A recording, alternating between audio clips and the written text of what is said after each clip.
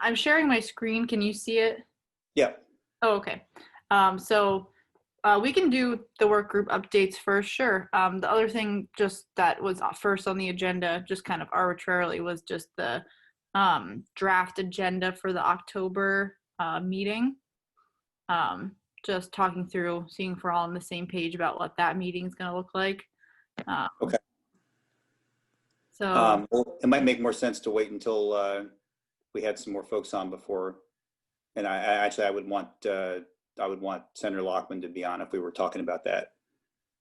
So maybe we should wait for her for that part. sure. So why don't we just do the work groups first, and then we could come back to that. Sounds good. I can do an educator one. We're still chugging along. We have a meeting on the 6th. Agenda and everything will be posted early next week. I'm working with Mike and Noel on that now. We have some nice implementation steps to hopefully get it kicked off, and we'll have the work group working on them and editing anything at the next meeting. So that's where we are.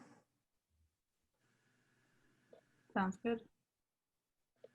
I think Namdi's on the line. Does he wants to speak to the funding meeting that we had last night?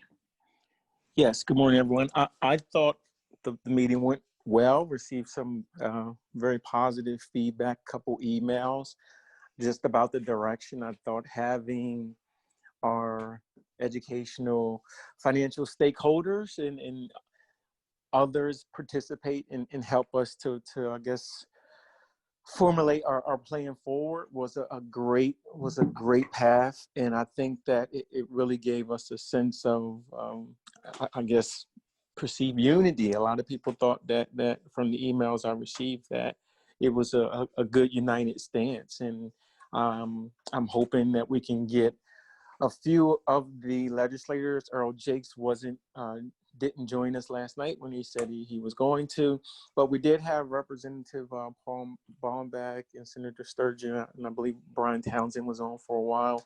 But to have maybe one of them, if we can't get Earl Jakes, then all three of those named individuals were also sponsors on 129. So trying to make sure we have that voice, and also think that Representative, some of his comments from Representative Paul Baumbach were very helpful and provided a lot of insight in the chat as far as maybe potential just hurdles in our path. So I'm trying to figure out if Representative Jakes doesn't come on board and participate in this process, then maybe I can get Representative Baumbach to be that voice of adding some historical perspective, as well as providing guidance for some of the pitfalls. But overall, I thought it was a good meeting. I thought it really set the stage for our next meeting to dive into House Bill 129 and to work with our partners about developing in this cause to develop a piece of legislation that we think can be successful. Mm-hmm. Yeah, I totally agree, Namdi. Can I make a comment about that? So I was going to make it at the end of our meeting yesterday, but it was so wrapped up. But I have been putting stuff in the chat about the voice of people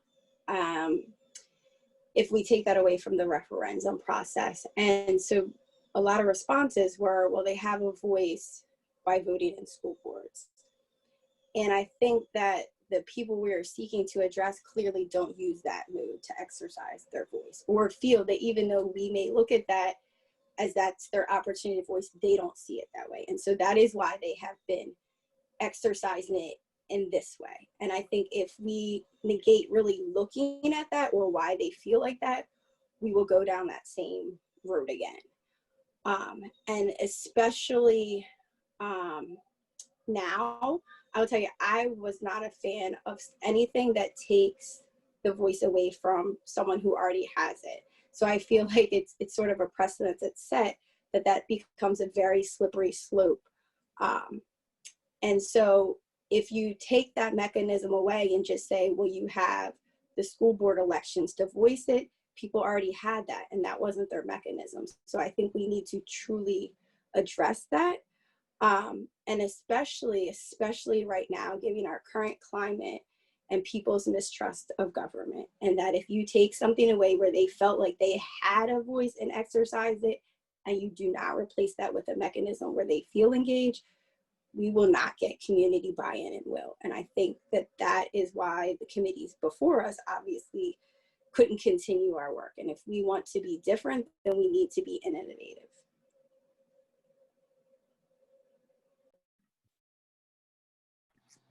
Yeah, I mean, I definitely appreciate the comment. I think it's, I mean, it's one of those points to me that we definitely have to spend some time really seeking a resolution and trying to find just a way to address it.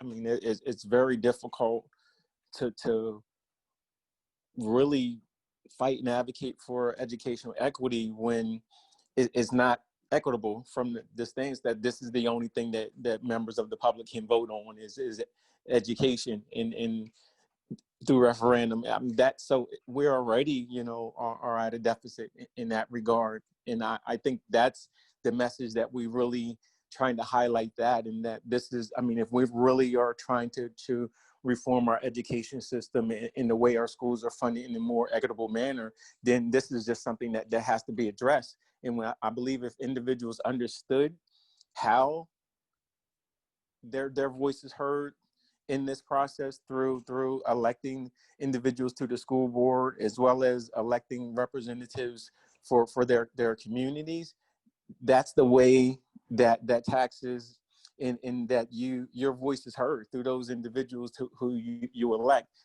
And when we understand that point, it just, I mean, it pushes me to just understand how when the referendums itself, I mean, our participation rate in the city was, you know, historically very low. And then on certain issues, it rises. But how do we get a very consistent point? And the same thing in school board elections. How do we get something that's very consistent? It's about that true level of engagement and consistent, ongoing. I mean, and it takes everyone. It takes the community, it takes school boards, our districts, our schools, all of us that have to be involved in that. I don't think it's just one thing that Reading or a piece of legislation is going to be able to accomplish. I agree. I think everyone does need to, almost like a street team, have their different components. And I think we can't put information out and wait for the community to come to the information. We have to go to the community to disseminate that information, because I mean, we've done it that way and it doesn't work. And so I also believe that school board elections are very important, and I voted in them, and I encourage others too, but not everybody understands that.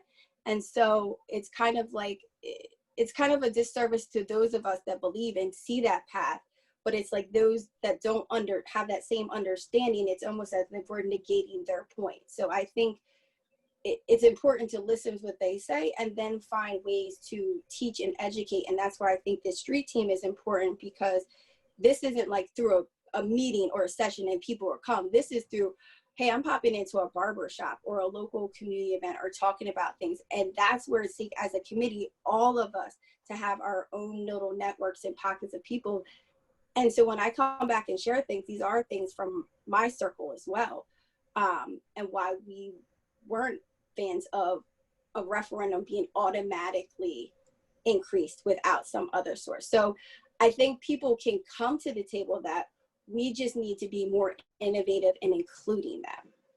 And I think that's my point is, so not that we're against it, we just need to be better about how we're including people. Can I just ask a quick clarifying question? So with the referendum piece, it wouldn't be eliminating the referendum part for capital improvements. It would just, or as it was written last time around, it was just removing it for cost of living increase and things like that. Is that right, Namdi? Correct. Okay. And for some folks, I mean, it may not be a large sum of money. For some folks, it might not. But like I said, it's a lot about the perception that you are taking something away that people thought that they had. And if you do not replace that, you will not get the community buy-in. And regardless if it was really their voice, they have perceived it. And right now, we are at a tumultuous time in our country, and I do not think it's advantageous for us to do that. That makes total sense. I was just clarifying for my own as well, because I sometimes get confused. But yeah, no, I agree. I agree.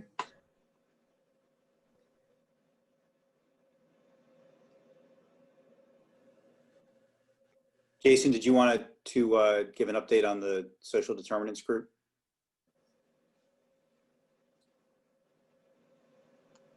Sure. Yeah, we had a meeting last night. The small groups got together and gave their report outs. Each small group produced a one to 2 page document. One small group produced a little bit more than that. The early childhood development group, I think, produced a lot of content. So that was kind of presented to the small groups, or to the work group for discussion. And the charges for those small groups over the next few weeks will be to continue adding detail and fleshing out those proposals more and more. So that was kind of the gist of the meeting. Matt, did I miss anything? No, I'm just trying to make sure I'm not muted. No, I think the group got an opportunity to hear from these smaller groups and give some feedback, and now they're going to go back and try to, build out on what they submitted, with, again, the goal of having some specific interim recommendations through the consortium by December. Can I ask, are we still open to have people joining that work group, or is that closed now? Or one of those small groups, I guess, that may have not already been. Yeah, that's very group, informal. Yeah, there Okay. weren't people specifically assigned. So if you're interested in weighing in with any of them, I would just send a note to to Dawn or Tamara or Professor Payne, and just let them know, and they'll just add you to the list. Okay, and then for people that are outside of that social committee in general, but would be good to be involved, that we would recommend, is there a process for that, or are we not adding more people? I think probably the best thing to do is just to tell them to attend the meetings and to speak up during the public comment. We've had more than enough time, and I think I'm embarrassed, I'm blanking on her name, but there was someone from the Office of either Early Learning or one of the state DOE offices last night who was very. I think it was Caitlin Yeah. Gleason. Yeah, she was. She's not a member of the working group, but she attended and had some very helpful comments. So I think the public comment is available, and I think just generally, Jeff and Ray have been pretty, pretty informal about letting people weigh in during the meetings if they had, timely comments that they thought would be helpful. Okay, sounds good. Thank you.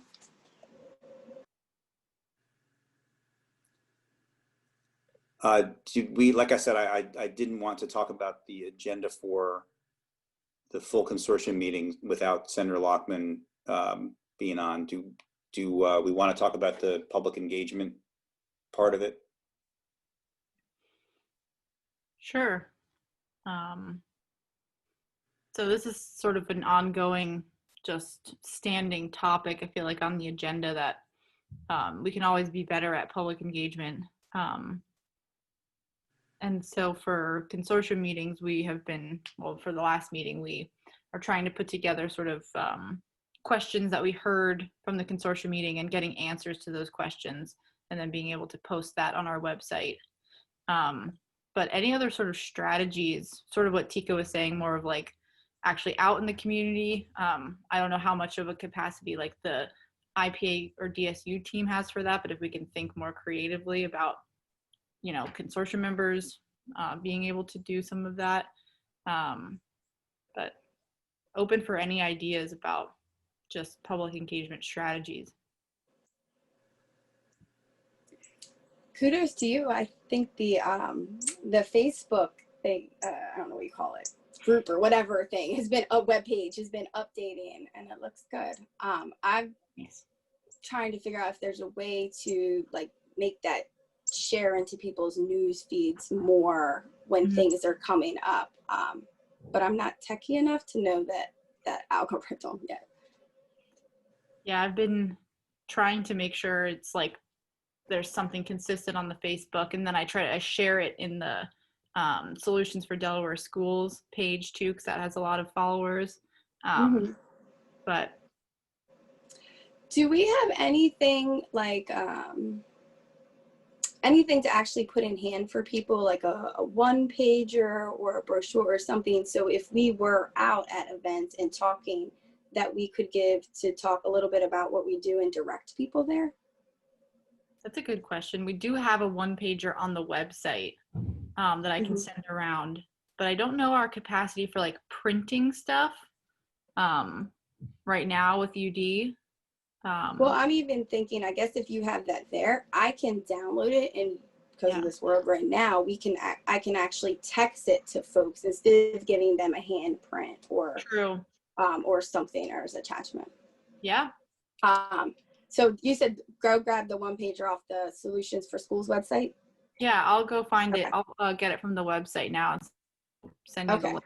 And even just in general, I guess maybe to have on my, because I have random conversations with people all the time. And that might be just a little simpler to send out instead of saying like, hey, let's log on to here, or, blah, blah, blah, blah. Definitely. Just as a one small assistance tool. Can I ask a silly question? I thought Solutions for Delaware Schools was the Reading Consortium Facebook page. Is there a separate Facebook page that's also Reading Consortium but isn't Solutions for Delaware Schools? Yes, there is just a Reading Consortium for Educational Equity Facebook page. Gotcha. At first, we were going to just be posting in the solutions page, but we thought it might be confusing for folks, so we made just a Reading page. Okay. And do Should people, I send that link around to everyone so they have the Facebook too? So is that the one I commented on, Haley? Because I didn't realize there was two. I thought he was asking between the actual website and Facebook. Or have Yeah. you been updating both? I've been updating both, but so there's lots. Okay, so let's see. The website is solutionsfordelawareschools.com. And then there is a Solutions for Delaware Schools Facebook page or group. I think it's a group that was made when WEIC was more, alive and functioning. And when Reading started, so Tizzy built up a really good following with the Solutions page. People post in there and stuff, but on Facebook. But we created a separate Reading Consortium Facebook page. And that's where all the posts have been with the graphics and stuff, but I'll always post in the Reading page and then share it to the Solutions for Delaware Schools group. Gotcha. Okay, so the Reading one is the one I was talking to. I actually just recently tagged it in a comment to someone's thread that was having a conversation about funding in Delaware and schools, and that is an educator here too. Okay. So hopefully that'll drive some folks too. And I'll keep doing tags as we're having other conversations. Yeah, that's but those great. are just small things. Anything helps though. Yeah. All right, I'm gonna send the link to the Facebook page just so we all have it too.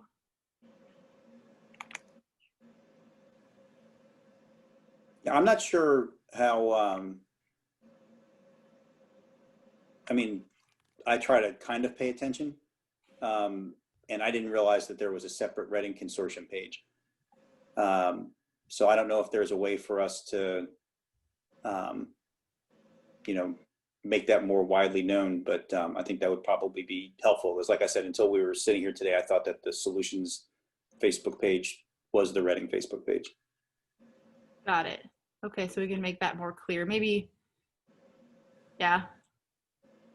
Well, I guess I haven't sent out like an email to the full consortium in a while, but I would add the Facebook page in those emails and stuff. Like click here for our website, click here for our Facebook, but I can do that in the next sort of reminder email for October. Could you put something, pin at the top at the solutions website and say, hey, check out more information on the Reading Consortium, like this Facebook page? Yeah. So the thing was with the solutions site, people have to ask to join as well. And then the page people can just like of the consortium and it just flows through. So Yeah. you're trying to remove some of that barrier, I think, as well. Mm-hmm. Well, and the only other reason I mentioned it was, you know, I get the, like everybody else, I get alerts and, you know, go check this page, go to check that page. And with the solutions page, most of the alerts that I get are things that other people have posted, you know, on the page, which are interesting, but, you know, aren't necessarily about, you know, what the Reading Consortium's actually doing. And so sometimes I look at them and sometimes I don't, depending upon whatever the thing that pops up in my notice looks like it's something I want to read or not. So I think it would be helpful if there was, you know, something set up so that when an alert went up, that people would know, okay, this is something that the consortium's actually doing. This is a meeting I should know about. This is a thing that they're putting out that I should read, or something that just flags that it's, you know, that it's actually from the Reading Consortium and not just, you know, something that someone's put on the page. Mm-hmm. And I think it's great that we do that. And like I said, I read some of those articles. I think that they're helpful and informative, but for people who are just trying to keep track of what we're doing, it might be helpful for them to be able to tell one versus the other. Right. And I'm thinking, so I'll just do a new share real quick. So I have the Facebook page pulled up right now. So this is just Reading's page. And so everything that we post should have like the link to this page. And so like I'll go down and share our posts on the solutions page, but it should always have sort of the title of Reading, and people should be able to click and then, you know, click the post, read the post, or link back to our page. But I agree, it could be confusing that in the solutions page, there's a bunch of other stuff too.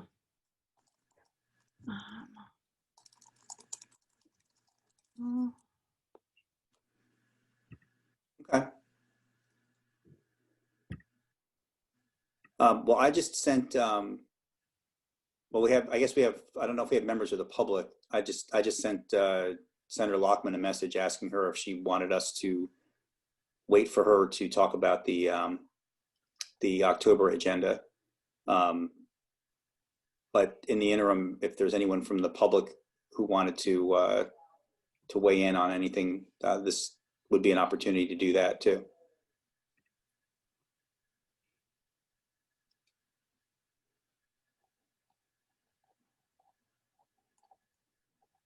Going once? Okay. Well, Haley, is there anything else that we, other than the October agenda, that we ought to cover? Senator Lockman just sent me a note that if we were done with everything else, that, you know, it was fine with her to. It sounds like she's going to be a while. That it was fine with her if we just adjourn until next week and talk about the October agenda next week. Okay, that sounds fine. Haley, you can always send it out to us, to Matt and the senator, and get feedback as well. Mm-hmm. Yep. Okay. Well, let's wrap up for today, and we can talk about the agenda next week when she can be with us. Okay, sounds good. Great. Have a good weekend, everybody. Thank you. You too. You See ya. too. Bye. Bye.